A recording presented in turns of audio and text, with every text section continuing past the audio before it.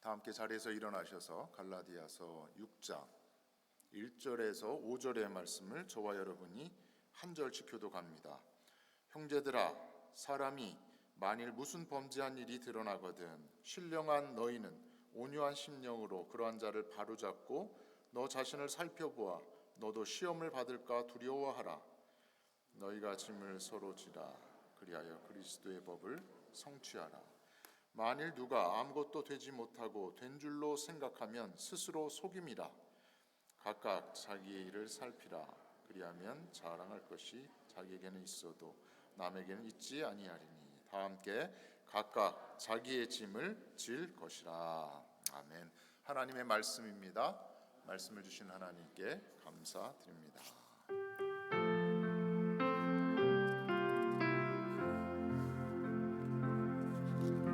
이 말씀 따라 사는 동안 지치지 않게 하시고 이 말씀 따라 사는 동안 주님 나라 이루소서.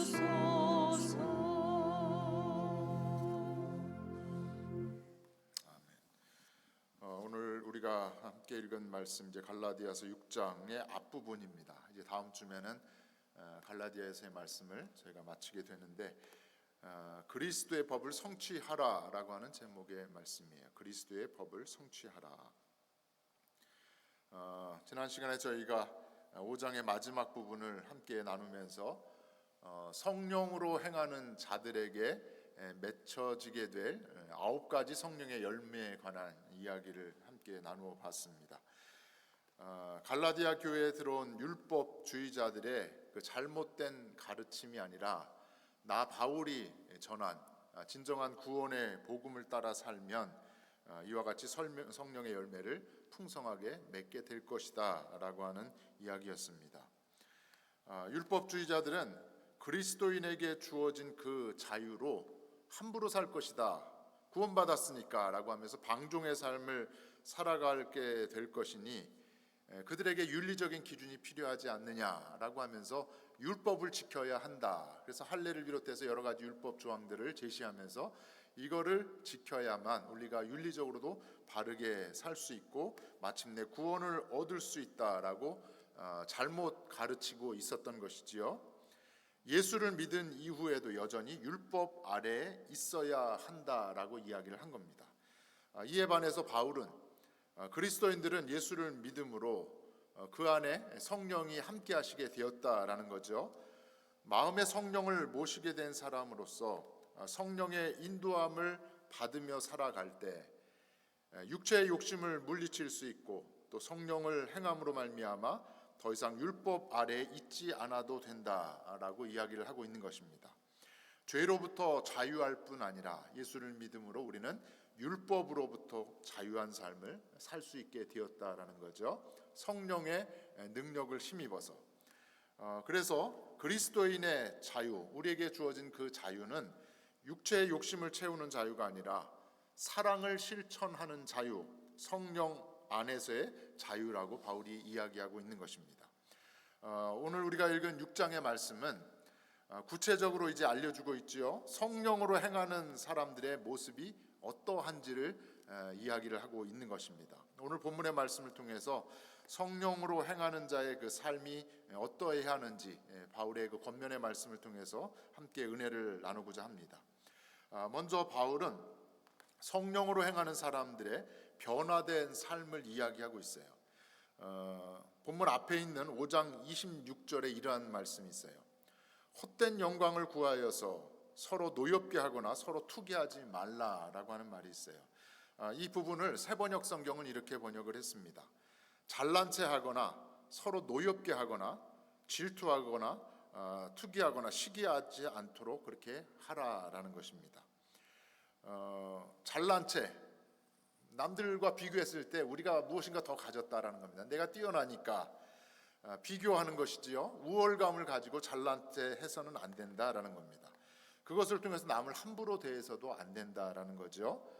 또 한편으로는 비교하다 보면 저 사람은 나보다 또 뛰어나네, 가진 것도 많고 배운 것도 많고 스펙이 대단하네라고 하면서 열등감에 빠져서 시기하고 질투해서도 안 된다라는 것입니다. 이 모든 것이 헛된 영광을 구하는 잘못된 것이라는 겁니다. 그 앞에 있는 5장 15절의 말씀은 이러한 말씀이 있어요. 서로 물어뜯고 잡아먹지 말아라. 어디에서 그러고 있다는 거예요? 갈라디아 교회 안에 이런 모습이 있다라는 거예요. 서로 비교하면서 야, 우리는 바울의 복음을 따르는 사람들이야. 아니야, 우리는 저 유대주의자들, 율법주의자들이 말을 따르는 사람들이 하면 서로 물어뜯고 잡아내리고 있다, 잡아먹으려고 눈에 불을 켜고 있다라는 거죠. 그렇게 싸우면, 그렇게 갈등하면 결국 다 망하게 된다라고 이야기를 하는 것입니다. 생각해 보면 이 5장에 있는 두 말씀이 그냥 추상적인 말이 아닌 거예요. 갈라디아 교회 안에 그런 분쟁이 있기 때문에 구체적으로 바울이 이렇게 이야기를 하고 있다라는 것입니다. 혼란한 갈라디아 교회를 염려하는 바울이 교회가 안정되기를 바라는 마음이 있었던 것이죠. 그래서 성령으로 살아가는 삶을 살아감으로써 우리 모두가 교회를 든든히 세워야 한다, 안정되게 교회를 이끌어가야 한다라고 하는 뜻에서 권면을 하고 있는 것입니다. 그러면 성령으로 행하는 것, 성령의 인도함을 받는 삶은 어떻게 해야 살아갈 수 있는가? 갈라디아서 5장에 지난 시간에 함께 이야기를 나눴지만 성령을 따라 행하라, 성령으로 행하라, 성령의 인도함을 받아라, 이 말씀이 계속 반복되고 또 반복되고 있어요. 16절에 있는 말씀을 NIV 영어 성경을 보면 Live by the Spirit 이렇게 되어 있습니다. Live by라고 되어 있어요. 그런데 뒤에 있는 25절의 말씀을 보면 성령으로 행하다라고 하는 NIV 영어 성경에는 어떻게 되어 있어요? Keep in step with the Spirit 이렇게 되어 있습니다. Keep in step with 무슨 말이에요? 걸음걸음 한 걸음 스텝을 맞추어 가라는 거잖아요. 누구와 함께? 성령님과 함께 한 걸음 한 걸음 걸어가는데 그 인도하심을 따라서 발을 맞추어 하나하나 걸어가야 한다라는 겁니다. 요즘 대부분의 가정에 반려견 강아지들이 많이 있어요. 어제 새벽 예배를 마치고 함께 식사를 나누는데 AI 로봇 강아지에 관한 이야기가 나왔습니다. 요즘 실제 강아지가 아니라 반려견이 아니라 로봇을 가지고 이제 지내는 분들이 많이 있다라는 겁니다. 왜 그럴까요? 강아지보다 훨씬 편하잖아요, 그죠? 실제로 손이 덜 가고 단순하기 때문에 로봇 반려견을 두는 가정들이 많이 있다라는 겁니다. 강아지를 키우시는 분들 여러분 우리 주변에도 많이 있잖아요. 자식 키우는 것 이상으로 공을 들입니다. 먹는 거 챙겨줘야 하죠. 건강하고 좋은 유기농까지 챙겨주잖아요. 정기적으로 병원 검사도 해야 됩니다. 혈액 검사하는데 얼마라고요? 그리고 치과도 가서 뭐를 해요? 클리닝을 해야 되죠. 그런 상황입니다. 그리고 무엇보다 더 중요한 것은 정해진 시간에 하루에 몇 번이고 어딜 나가야 돼요? 밖에 나가서 산책을 해야 되잖아요. 볼일 보는 것도 도와주어야 합니다. 그런데 강아지와 산책하는 그 주인들을 옆에서 지켜 잘 보세요. 얼마나 조심조심 강아지의 걸음걸음을 지켜보잖아요. 차도로 나가지 않도록 안전하게 잘 안내를 하고 걷다가 힘들면 쉬기도 하고 또 볼일 볼 때가 되면 볼일을 볼 수 있도록 챙겨주어야 합니다. 주인과 강아지가 걸어가는 발걸음이 어때요? 그게 걸음걸음 발을 맞추어 가는 것이죠. 이것이 바로 성령으로 행하는 삶, 성령의 인도함을 받는 삶의 모습이다라고 생각할 수 있다라는 겁니다. 요즘은 웬만하면 무슨 일이 있어요? 그러면 우리 강아지 때문에요. 그러면 다 익스큐즈가 되잖아요. 요즘 시대는 그렇게 됐잖아요. 어제 이야기 중에 하나가 파더스데이에 뭐가 있나요? 그랬더니 머더스데이하고 비교하면은 파더스데이는 아무것도 nothing 없다라는 거예요. 머더스데이는 그렇게 예쁜 꽃을 어머님들께 보내려고 애를 쓰는데 우리 정종래 장로님 그 비즈니스에는 파더스데이는 전혀 오도가 들어오지 않는답니다. 그래서 요즘은 우리 아빠가 우리 남편이 그거보다도 강아지 때문에 그러면 그래 어서 가세요. 다 익스큐즈 되는 그런 시대가 되었다라는 겁니다. 한 걸음 한 걸음 강아지의 주인과 그 반려견이 한 걸음 한 걸음 걸어가는 것, 서로 마음을 같이 하는 것, 이것이 바로 성령과 함께하는 동행하는 삶이다라는 겁니다. 어제 새벽 예배 말씀을 사무엘상의 말씀을 함께 나누는데 다윗의 이야기를 한번 되돌아보았습니다. 사울을 피해 도망다니던 다윗이 이제는 블레셋 땅에, 블레셋 지역의 시글락이라고 하는 성에 거주하게 되는 이야기가 사무엘상 27장부터 시작이 돼요. 어제 새벽에 말씀을 드린 내용인데 사무엘상 27장 1절은 이렇게 시작을 합니다. 다윗이 그 마음에 생각하기를 이라고 하면서 말씀이 시작이 돼요. 근데 이 구절을 새번역 성경을 어떻게 번역하는가 하면 다윗이 어떻게 생각했다? 혼자서 생각했다라는 겁니다. 그동안에 사울이 자기를 죽이려고 계속 추적하며 쫓아와요. 계속 도망다니면서 여기 이곳저곳 굴에 들어가서 숨기도 하고 광야를 헤매고 다니는 그 다윗이 혼자서 생각을 했다라는 겁니다. 어떤 생각일까요? 이렇게 사울 왕을 피하여 도망다니다가 언젠가는 붙잡혀 죽게 될 것이니 사울을 피해서 어디로 가는 것이, 어디로 망명을 하는 것이, 블레셋 땅에 가서 망명하여 사는 것이 더 안전하겠다라고 혼자 생각을 했다라는 겁니다. 이것이 사무엘상 27장 1절의 말씀이라는 겁니다. 전혀 하나님을 의지하거나 이 어려운 상황을 하나님께 맡기거나 하나님과 걸음걸음 동행하지 않는 다윗의 어리석은 모습이 바로 27장 1절의 말씀인 것입니다. 결국 시글락에서의 다윗의 삶, 다윗과 함께하는 많은 사람들의 삶은 내리막을 향해서 치닫게 되는 그러한 말씀이 28장, 29장, 30장에 계속 이어지고 있습니다. 바라기는 저와 여러분이 성령으로 새 삶을 살게 된 사람이라고 하면 오늘 바울의 권면대로 성령으로 행하는 삶, 성령의 인도함을 받는 삶을 살아야 할 줄로 믿습니다. 성령님과 함께하는 삶, 어떻게 사는 삶이에요? 걸음걸음 발을 맞추어 가면서 성령의 인도함을 받으며 살아가는 겁니다. 이 한 주간의 모든 삶, 이 바울의 권면을 통해서 성령님과 함께함으로 말미암아 성령님과 함께하는 그 인도하심을 통해서 걸음걸음 함께 동행하여 승리할 수 있는 저와 여러분이 되어지기를 주의 이름으로 간절히 축원합니다. 이어지는 말씀을 통해서 바울이 성령님과 동행하는 삶은 어떠한 삶인가 이제 하나하나 예를 들어가요. 그 중에 하나가 1절의 말씀인데 1절에 보면 눈여겨볼 말씀이 있습니다. 신령한 너희는 이라고 하는 말씀이 있어요. 신령한 너희. 이 신령한이라고 하는 말은 성령의 인도함을 받는 이라고 하는 의미를 가지고 있어요. 다시 말하면 너희가 성령으로 살게 된 사람인데, 예수를 믿어 구원받은 사람인데 이제부터는 성령의 인도함을 받는 사람이 아니냐라고 그렇게 이야기를 하는 것이지요. 그러면서 1절에 이렇게 이야기를 하는 겁니다. 우리 함께 갈라디아서 6장 1절을 읽겠습니다. 형제들아, 사람이 만일 무슨 범죄한 일이 드러나거든 신령한 너희는 온유한 심령으로 그러한 자를 바로잡고 너 자신을 살펴보아 너도 시험을 받을까 두려워하라. 교회 안에 어떤 사람이 무슨 죄를 범한 경우에, 교회 안에 이런 일들 많이 있죠. 신실하게 신앙생활을 잘 하면 좋은데 어떤 사람이든 어떤 그룹이든지 죄를 지을 때가 있는 것입니다. 잘못된 길로 갈 때가 있다라는 것이지요. 오늘 바울이 한 가지 예를 든 것이 바로 그거예요. 교회 안에 무슨 죄를 범한 사람이 있을 경우에 온유한 심령으로 그러한 자를 바로 잡으라라는 겁니다. 성령의 인도함을 받는 사람이라고 하면 다른 사람의 죄를 물어뜯고 잡아먹을 것처럼 공격하며 제압하고 무너뜨려서는 안 된다라는 겁니다.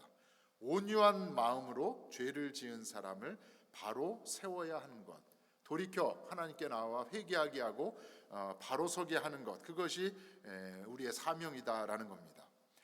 갈라디아 교회 안에서 바울을 따르는 사람들 한 그룹이 있죠. 그리고 율법주의자들의 잘못된 가르침을 따르는 한 그룹이 있었습니다. 싸우면서 갈등하는 이 상황 가운데 바울이 문제 해결을 위한 방안을 말하고 있는 겁니다. 온유한 마음으로 범죄한 자를 바로 잡으려고 노력해야 한다라는 겁니다. 이것이 성령 안에 살아가는 삶이라는 것이지요. 다시 말하면 이 모든 과정을 통해서 범죄한 사람, 죄 지은 사람 처벌하고 내쫓는 것, 그것이 목적이 아니라 회복시키는데 하나님 앞에 바로 설 수 있도록 하는데 목적을 두라는 것입니다. 여기에서 바로잡다라고 하는 말이 있는데 원 상태로 회복시키는 그리스어로 헬라어로 카타르티즈도라고 하는 말인데 뭐 운동하다가 뭐 잘못하다가 어깨가 뚝 빠져버리잖아요. 탈구됐다, 어긋났다라고 하는 거죠. 어긋나게 되면 막 통증이 심하잖아요. 그 주변의 근육과 인대가 손상을 입어서 아픈데 그것을 다시 맞추는 것. 한국에서는 접골이라고 하잖아요. 뼈, 어긋난 뼈, 탈구된 것을 다시 끼워 맞추는 것. 이것이 바로잡다라고 하는 그리스어의 의미입니다. 전하자 권사님 지금 다리가 많이 불편하셔서 지금 몇 주째 저희가 뵙지를 못하고 있는데 프랙처, 뭐 금이 가고 골절이 됐다고 말씀을 하셨는데 마찬가지로 회복의 과정 가운데 이렇게 아픔의 기간이 필요하고 그 아픔을 끌어안아야 하는 것입니다. 탈구되면 아프고 또 접골을 하는 그 과정도 아프지요. 이와 같이 회복의 과정이 아픔의 과정이라는 겁니다. 무엇인가를 잘못된 것을 바로잡는 데는 고통스러운 과정을 거쳐야 한다라는 것이지요. 그러니까 눈에 불을 켜고 헐뜯고 잡아먹으려고 하는 것이 아니라 어떠한 마음으로, 사랑의 마음으로, 긍휼의 마음으로, 온유한 마음으로 끌어안고 회복되기를 바라는 것, 이것이 교회 안의 성도의 그리스도인의 온전한 모습이다라는 겁니다. 지난 수요일 성경 공부 때 마태복음 18장의 말씀을 우리가 함께 나누었습니다. 마태복음에는 예수님의 여러 설교 중에 큰 설교 5개가 포함이 되어 있어요. 산상설교를 비롯해서 여러 가지 설교들이 5개가 있는데 18장에 있는 말씀이 4번째 해당되는 설교예요. 교회 생활을 어떻게 해야 하는가라고 하는 말씀이 마태복음 18장에 나와요. 18장에 15절 이하에 있는 말씀인데 교회 안에 한 형제가 죄를 범하였을 경우에 그로 인해서 교회에 문제가 발생하고 공동체가 무너져 내리는 그러한 상황이 발생했을 경우에 어떻게 해결해야 하는지를 예수님께서 알려주셨습니다. 예수님께서 설교 중에 3단계 과정이 있다라고 말씀을 해주셨어요. 여러분도 한번 잘 생각해 보세요. 교회 안에 어떤 사람이 죄를 지어요. 그래서 그 셀을 무너뜨리고 공동체를 무너뜨리고 있습니다. 교회에 큰 위협을 가하고 있지요. 첫 번째, 그 사람에게 가서 내가 그것을 알고 있다고 하면 둘이서 조용히 이야기하라는 겁니다. 권면을 하라는 거지요. 그렇게 해서는 안 됩니다. 빨리 회개해서 하나님께로 돌아오세요. 이게 1단계라는 겁니다. 두 번째는 그것도 듣지 않으면 한두 사람을 데리고 가서 율법에 있는 대로 유대인들의 그 풍습이잖아요. 2-3 사람을 증인 삼아서 그 사람과 이야기를 하라는 겁니다. 지혜로운 사람들이 가야 되겠죠. 기도하는 사람, 사랑이 넉넉한 사람이 가야 될 것입니다. 회개하고 돌아오라고 하는 권면을 하라는 겁니다. 조금 더 확대된 것이지요. 하지만 여전히 공개되지 않았습니다. 그런데 만일 그들의 말도 듣지 않는다고 하면 3단계 어떻게 해라? 교회의 말하고 이제는 공개적으로 오픈을 하라는 겁니다. 교회의 말도 듣지 않으면 이방인과 세리와 같이 여겨라. 엄중하게 다스릴 단계가 온다라는 것입니다. 더 이상 교회에 피해가 되지 않도록, 공동체가 무너지지 않도록 불가피하게 마지막 단계에서는 이렇게 치리를 해야 한다라는 겁니다. 교회에 범죄한 자로 인해서 문제가 발생하고 위협에 처했을 경우에는 이렇게 치리해야 한다라고 예수님께서 설교를 통해서 말씀해 주신 것입니다. 그런데 이 1단계, 2단계, 3단계의 과정을 통해서 우리가 깊이 생각해야 될 것은 이 과정의 궁극적인 목적은 처벌이 아니라 그 사람이 회복되어 돌아오는 것이라는 겁니다. 교회가 무너져 내리는 것이 아니라 교회도 회복되어져서 하나님 앞에 건강하게 안정되게 바로 서는 것, 이것이 이 과정의 궁극적인 목표라는 것입니다. 치료의 과정 중에 그래서 함께하는 사람들은 사랑의 마음을 가지고 긍휼의 마음을 가지고 이 모든 과정을 이어가야 한다라는 것이지요. 오늘 본문에서도 바울은 범죄한 자를 바로 잡기 위해서 어떠한 마음을 가져야 된다? 온유한 마음을 가져야 한다라는 겁니다. 성령의 9가지 열매 중에 하나가 이 온유잖아요. 온유는 부드러운 마음을 말하는 것입니다. 범죄한 사람을 향한 부드러운 마음, 사랑의 마음을 가지고 그 아픔을 함께 끌어안음으로 회복할 수 있도록, 회개할 수 있도록 도와주어야 한다라는 것이죠. 그러면 온유한 마음은 어디에서부터 나오는가? 오늘 바울이 이어지는 말씀을 통해서 이렇게 이야기를 합니다. 온유한 마음은 자기 자신을 돌아볼 줄 아는 사람, 그것을 통해서 저 사람이 죄를 지었다고 해서 나는 깨끗한데 라고 하면서 정죄하는 것이 아니라 나도 저 사람처럼 죄를 지을 수도 있지, 이러한 마음을 품을 때 그 사람으로부터 온유한 마음이 나온다라는 겁니다. 나도 저 사람과 같이 연약한 부분이 있지 라는 그 사람으로부터 비로소 온유한 마음이 비롯된다라는 것입니다. 한국의 한 교회에서 있었던 일인데 이 목사님이 열심히 목회를 잘하고 있었어요. 그래서 교회가 차근차근 건강하게 성장을 하고 있는데 어느 날 갑자기 수요 예배를 드리고 금요 기도회를 모이는데 목사님이 한두 번씩 빠지기 시작을 하는 거예요. 수요 예배를 인도할 목사가 나타나지 않습니다. 예배에 온 성도들이 목사님께 전화를 해요. 목사님, 지금 저희 예배 시작해야 되는데 어디 계세요? 지금 급한 일이 생겨서 제가 예배에 갈 수 없네요. 그러더니 금요 기도회 때도 또 나타나지 않는 겁니다. 목사님 어디 계세요? 했더니 제가 지금 피치 못할 상황이 생겨서 여러분 모여서 기도하세요. 이게 계속 반복이 됩니다. 무엇 때문에 그럴까요? 이 교회 목사가 도박에 빠진 것입니다. 결국 문제를 해결하기 위해서 교회에서 이것이 1단계, 2단계 과정을 거쳤겠지요. 자기 돈이 아니라 교회 돈을 가지고 도박에 빠진 이 목사, 어떻게 해결할 수 있는가? 임원들이 모였습니다. 그 자리에 담임 목사님을 오시라고 해서 임원들이 담임 목사와 이야기를 나눕니다. 근거를 제시하면서 목사님, 도대체 이게 어떻게 된 겁니까? 왜 수요 예배 안 오시고 수요 예배 오셔야 될 시간에 왜 어디가 계셨습니까? 그것들이 이제 은행 계좌를 통해서 근거가 다 밝혀진 것입니다. 1단계와 2단계를 지나 3단계에 이른 것이지요. 이 청문회 자리에서 이 목사는 끝까지 인정하지 않고 내가 여행 중에 잠시 오락을 했을 뿐이다 라고 그렇게 핑계를 댑니다. 그런데 이야기를 들으면서 제가 한 가지 감동받은 이야기가 있습니다. 이 담임 목사와 함께하는, 임원들이 함께하는 청문회 과정에서 한 교인이 일어나서 목사님에게 이렇게 호소를 했습니다. 목사님, 제가 목사님을 지금까지 너무너무 사랑해 왔습니다.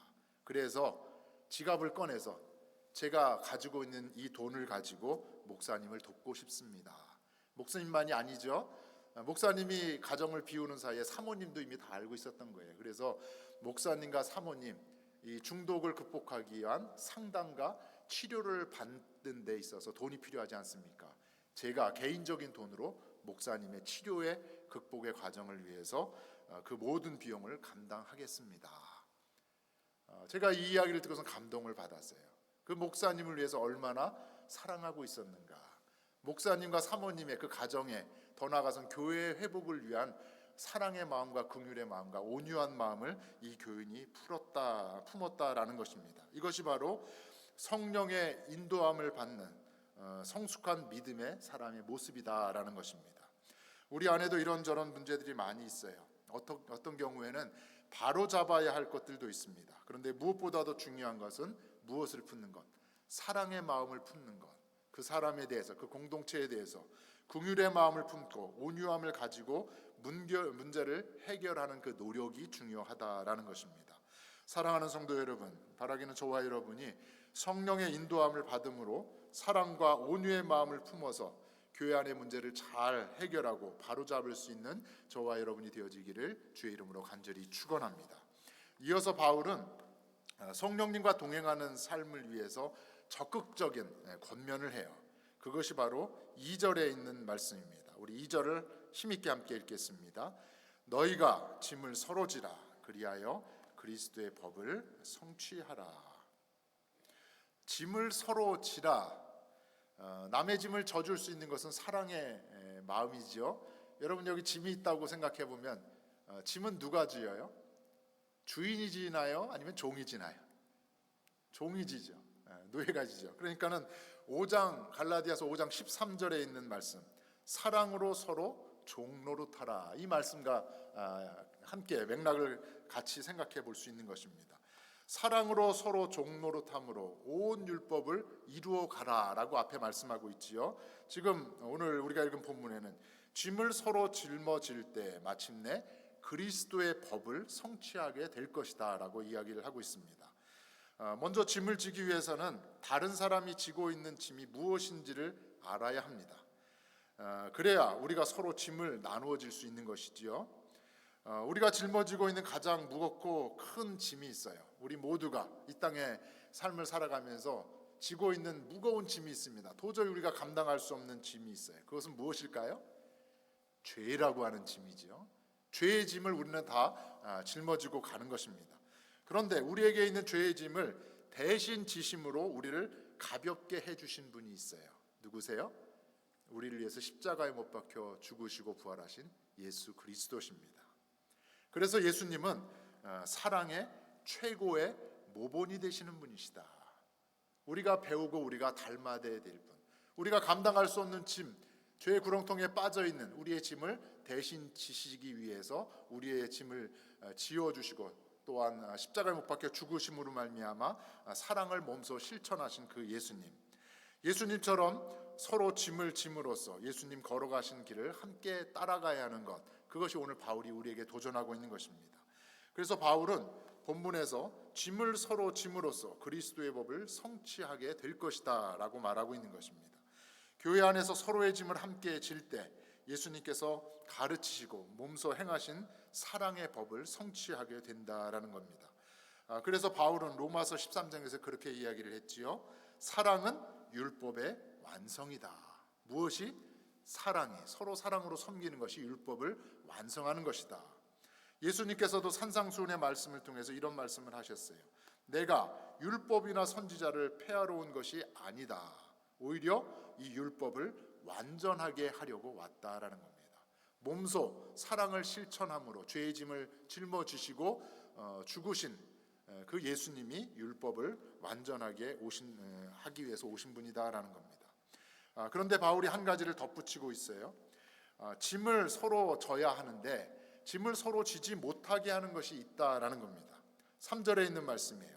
만일 누가 아무것도 되지 못하고 된 줄로 생각하면 스스로 속임이라. 잘 생각해 보세요. 자기가 아무것도 된 것이 없는데 이 사람은 무엇인가 된 걸로 착각을 하고 있다라는 겁니다. 자기 기만에 빠져 있는 거예요. 누굴까요? 갈라디아 교회를 혼란스럽게 한 유대주의자들, 율법주의자들인 거예요. 할례를 행하고 또 율법을 지켜서 우리는 구원받은 백성이 되었다, 착각에 빠졌다라는 겁니다. 무엇인가 된 것이 없는데 된 줄로 생각하는 자기 기만, 자기 착각에 빠진 사람, 이런 사람들은 서로의 짐을 짊어질 수 없다라는 거죠. 저 사람이 무엇으로 힘들어하고 있는지 그 짐을 나누어 지어야 되는데 자기 착각에 빠진 이 교만한 사람들은 짊어질 수 없다라고 하면서 율법주의자들을 공격하고 있는 것입니다. 율법주의들을 향한 책망의 말씀인 거죠. 할례를 받고 율법을 지켜서 구원받았다는 자기 기만에 빠진 이 교만을 지적하고 책망하고 있는 겁니다.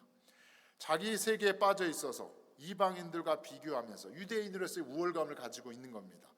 그래서 자랑만 하고 있는 것이지요. 자기 자랑.